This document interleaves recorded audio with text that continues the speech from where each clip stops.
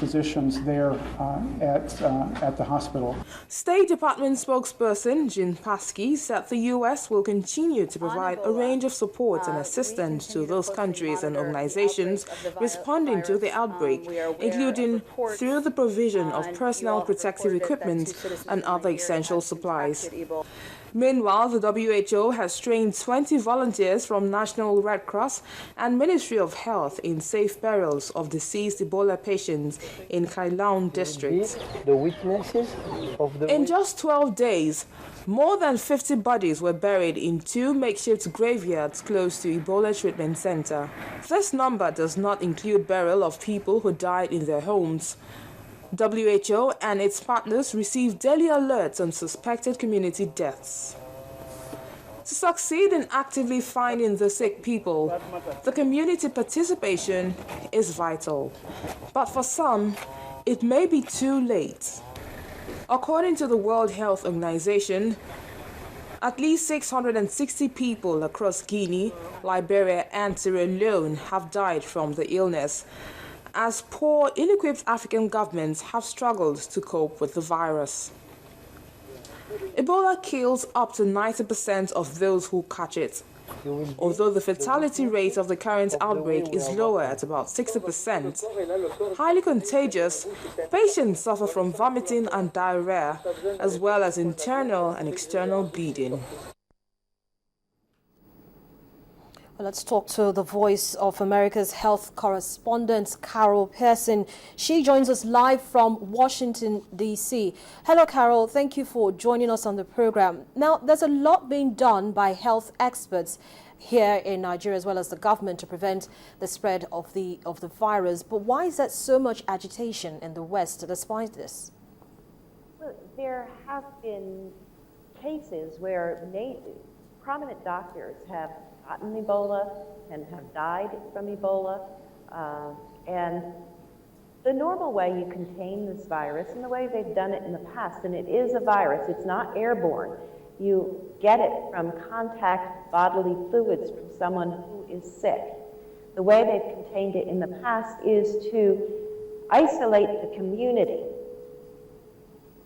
Huge area that's spanning 3, perhaps 4 countries, and it's very hard to isolate the communities where the outbreaks are occurring at this point.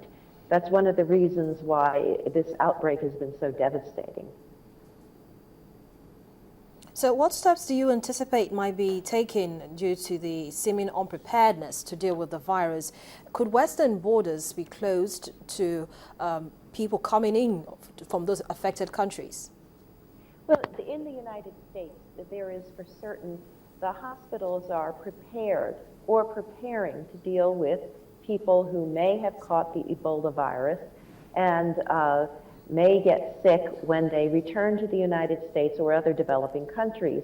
But most hospitals here and in developed countries have already a system in place where you can isolate patients with very contagious illnesses. Right now, there's nothing to treat it, except what you do is you provide hydration, you treat the pain, and you try to reduce the fever. And that's all you can do for any Ebola patient, whether it's here in the United States or in West African countries. So I don't know that the borders are going to be closed unless a particular country tries to do that, but people who come from West Africa, at least in the United States, will be carefully monitored. Thank you so much, Carol, for speaking with us. You're welcome. Well, let's take another quick break on the world today and come back to some more lighter stories. Please join us again.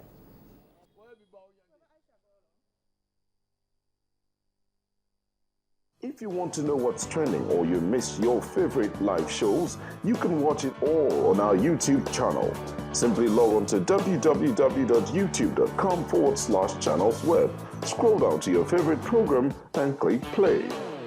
You can also view all uploaded videos by clicking on View All. Don't forget to subscribe and get the latest videos. If they are interesting, like them and be heard. Get connected with the channel's television YouTube page. The news at your fingertips.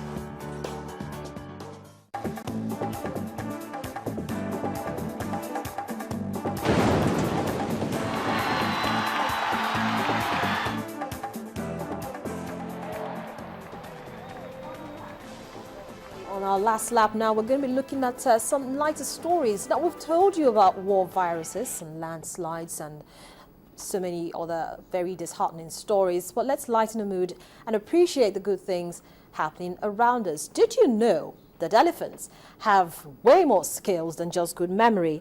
Well, if you didn't know, now you do.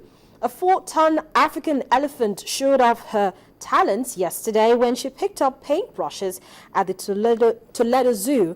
Well, 32-year-old Renee is the resident artist of the zoo, and she's been painting her watercolors for over 20 years now. The paintings are in coordination with 96 elephants, a campaign created by the New York-based Wildlife Conservation Society that seeks to end the sale of elephant ivory.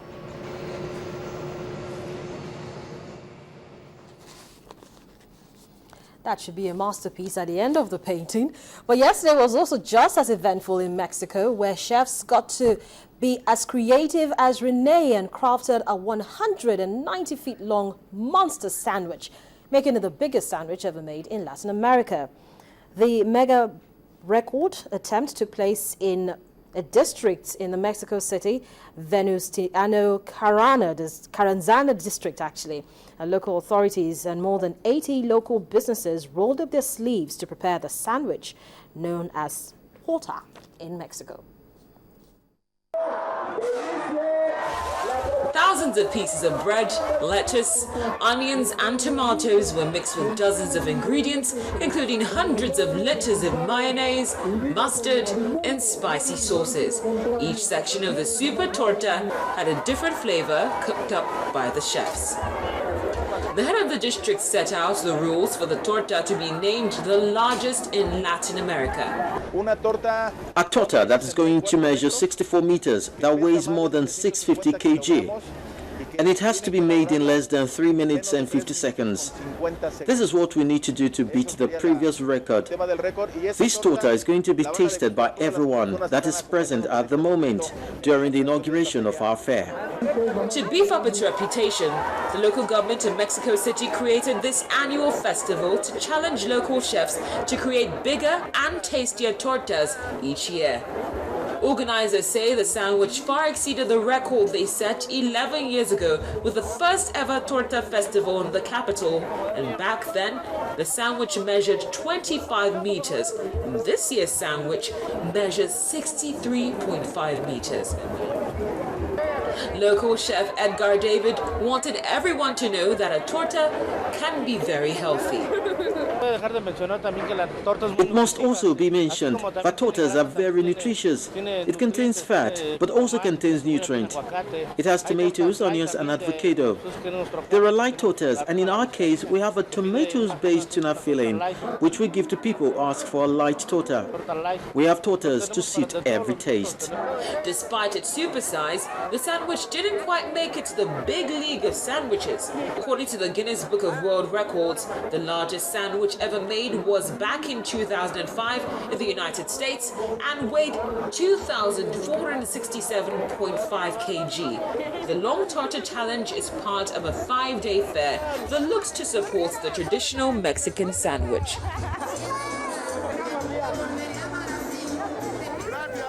Well, I definitely wanted torta, but not one as big as that. But thank you so much for being a part of today's production. That's The World Today. For today, I am Harriet Agbeni.